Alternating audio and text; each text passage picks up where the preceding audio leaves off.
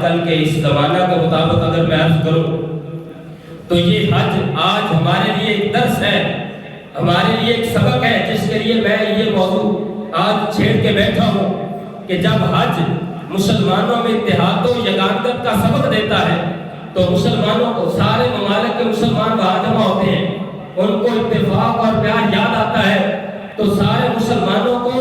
یہ یاد آنا چاہیے کہ آج کئی جگہوں پر مسلمان ظلم و ستم کا شکار ہیں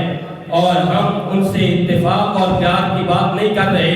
بلکہ ہم اپنے آپ کو بچانے کی کوشش کر رہے ہیں۔ کہیں اور میں کہاں جاؤں، یہاں میرے اپنے علاقے کے لوگ بھی باہر نکل کر تھوڑی دیر کے لیے کھڑے ہو کر ان کے لیے حق کی صدا بلند نہیں کر سکے۔ یہاں بھی لوگ اپنے اپنے پیٹ کو لیے بیٹھے ہیں اور اپنے اپنے مقاصد کو لیے بیٹھے ہیں۔ کہاں گیا مسلمانوں کا اتفاق اور اتحاد؟ وہ عرب ممالک جو اپنے آپ کو مسلمانوں میں بڑا فخر سے کہتے ہیں، حالانکہ اسی حج کے موقع پر خطبہ حجۃ الوداع میں حضور پاک صلی اللہ علیہ وسلم نے ارشاد فرمایا تھا، کسی عربی کو کسی اجمی پر کوئی فضیلت حاصل نہیں ہے، کسی گورے کو کسی کالے پر کوئی فضیلت حاصل نہیں ہے، اگر کسی کو فضیلت حاصل ہے تو وہ تقویٰ کی بنیاد پر ہے۔ حضور پاک صلی اللہ علیہ وسلم نے حج کے موقع پر مساوات کا درس ارشاد فرمایا تھا۔ حضور پاک صلی اللہ علیہ وسلم نے حج کے موقع پر مسلمان کو مسلمان کا بھائی قرار دیا تھا، مسلمانوں کو جسم واحد کی مثل قرار دیا تھا۔ آج ان فخر کرنے والے مسلمانوں کو یہ سوچنا چاہیے، آج کے اس دور میں جب مسلمانوں پر وہاں ظلم ہو رہا ہے، وہاں مسلمانوں کی عزتیں آبروئیں لٹ رہی ہیں، وہاں آج یہ مسلمان تو ان کے ساتھ اتحاد نہیں کر رہے، لیکن افریقی ممالک، یورپین ممالک، جب آئرلینڈ جیسے ممالک ان کو آزاد ریاست تسلیم کر رہے ہیں۔ آج واحد اسلامی ریاست جو ایٹمی طاقت ہے، ابھی 2-3 دن کے بعد 28 مئی کو یوم تکبیر کے نام سے منایا جائے گا اور اس پر کروڑوں اربوں روپیہ خرچ کیا جائے گا۔ کیا کریں ہم تمہارے ان ایٹمی میزائلوں کو جو اس لیے بنائے گئے تھے کہ مسلمانوں کی حفاظت کی جائے گی، مسلمان تو اسی طرح پس رہے ہیں، مسلمان تو اسی طرح لٹ رہے ہیں، تم یہاں ان کو دکھا کر ان کی نمائش کر کے ان کو چھپا لیتے ہو تو مسلمانوں کا دفاع کون کرے گا؟ مسلمانوں کی عزت پر پہرا کون دے گا؟ یاد رکھو، یہ بھی قیامت والے دن فلسطین کے شہداء اللہ کے حضور کھڑے ہو کر عرض ضرور کریں گے۔ ہم سب قیامت پر یقین رکھنے والے ہیں، ہر مسلمان کا قیامت پر یقین ہے، اللہ کے حضور سب نے حاضر ہونا ہے۔ تو مجھے بتاؤ، قیامت والے دن جب فلسطین کے شہداء جو اللہ کے پاک گھر مسجد اقصی بیت المقدس کی حفاظت کے لیے اپنی جانوں کو قربان کر رہے ہیں، جب قیامت کے روز اللہ کے حضور یہ کہیں گے، مالک ایک وہ وقت تھا جب ہمیں شہید کیا گیا، جب ہمارے بچوں کو لڑایا گیا، جب ہماری قبروں کی بھی بے حرمتی کی گئی، جب ہمارے مریضوں کو ہسپتالوں میں بھی نہ چھوڑا گیا، جب قبروں کو کھیڑ دیا گیا، جب قبرستانوں کو بلڈوزروں سے لتاڑ دیا گیا، ان کو مسخ کر دیا گیا، مالک وہ وقت تھا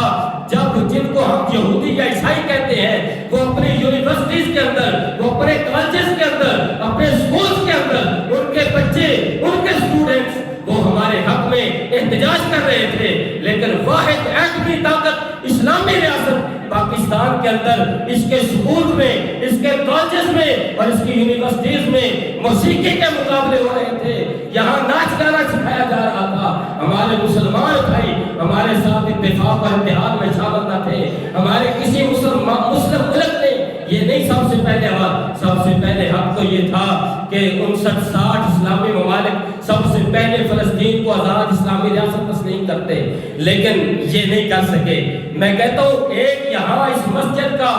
یہ مولوی صاحب صرف اس بات کا پابند نہیں، آپ کہتے ہیں مولوی صاحب ٹھنڈی میٹھی باتیں کیا کرو، آپ اس طرح کی باتوں کی طرف نہ اٹھایا کرو، نہ لے کے چلا کرو۔ میں کہتا ہوں آپ صرف مجھ پر اعتراض نہیں کرتے، میں کہتا ہوں صرف میں یہاں پابند نہیں، میں یہاں مجبور نہیں، یہاں درجہ چہاروں سے ملازم سے لے کر صدر پاکستان تک مجبور بیٹھے ہیں، وگرنہ صدر پاکستان یا وزیر اعظم پاکستان کی زبان سے اسلامی ریاست فلسطین کو آزاد ریاست تسلیم کرنا چاہیے تھا۔ سب سے پہلے مسلمانوں کا حق بنتا تھا کہ وہ تسلیم کرتے، اس کے بعد دوسرے ممالک تسلیم کرتے، مگر افسوس اس بات پر کہ وہ لوگ تو احتجاج کریں، روز بروز احتجاج کریں، لاکھوں کی تعداد میں احتجاج کریں، اور یہاں احتجاج کی کال دی جائے تو مسلمان دکانیں چھوڑ کر بھی نہ نکلیں۔ मुसलमान मुसलमान होकर इत्तेहाद व जिगान कर। हज एक ऐसा इस्लामी फरीज़ा है जो मुसलमानों के अंदर इत्तेहाद व जिगानत का वो दर्स है जिसकी मिसाल पूरी दुनिया में कोई और नहीं पेश कर सकता, सिर्फ मुसलमान ही कर सकते हैं और वो हज के मौका पर करते हैं। इससे हमें सबक सीखना चाहिए। इससे आप कहेंगे ये बातें आप क्यों कर रहे हैं, हम क्या कर सकते हैं? अब ये हम क्या कर सकते हैं? हम तो पाबंद हैं, हम तो मजबूर बैठे हैं, ये तो काम है हुक्मरानों का, आप उनको कहें। तो मैं आपसे एक सवाल पूछता हूँ, आप जो रोजाना ऐसी चीजें इस्तेमाल करते हैं जिससे 5, 10, 15, 20, 50 रुपए उनके फंड में जाते हैं, उनके अकाउंट में जाते हैं, क्या इसराइल उन पैसों से असला नहीं खरीद रहा? क्या वो मुसलमान फलस्तीनियों पर इस्तेमाल नहीं हो रहा? क्या उसकी वजह से बच्चे शहीद नहीं हो रहे? क्या उसकी वजह से औरतें बेवा नहीं हो रही? क्या उसकी वजह से बच्चे यतीम नहीं हो रहे? तो फिर कब ख्याल आएगा हमें कि अब भी इसराइली मसनूआत जो है वो यहाँ सरेआम चल रही है और मुसलमानों को इस बात की परवाह नहीं। मुसलमान कहते हैं इसके पीने से क्या हो जाएगा, इसके पीने से क्या हो जाएगा? तो बताओ फिर जो हम अपने हाथों से 10, 15 या 20 रुपए भी भेज रहे हैं वहाँ, उनके जा रहे हैं, उनकी तरफ जा रहे हैं, बताओ जो वो मुसलमानों के खिलाफ इस्तेमाल हो रहे हैं, क़यामत वाले दिन इसका क्या जवाब देंगे अल्लाह के हुजूर? क्या हमारे यहाँ ठीक है आप कहें कि ये वो चीज़ें 2 नंबर पर थी, क्या हमारे यहाँ सादा चीज़ें ऐसी मौजूद नहीं हैं जो बंदे के लिए सेहत बख्श भी हैं और बंदे को तरोताज़ा भी रखती हैं, बंदे को गर्मी से भी निजात देती हैं? क्या शिकंजबीन ऐसा मशरूब नहीं है जो सबसे ज़्यादा सेहत बख्श भी है?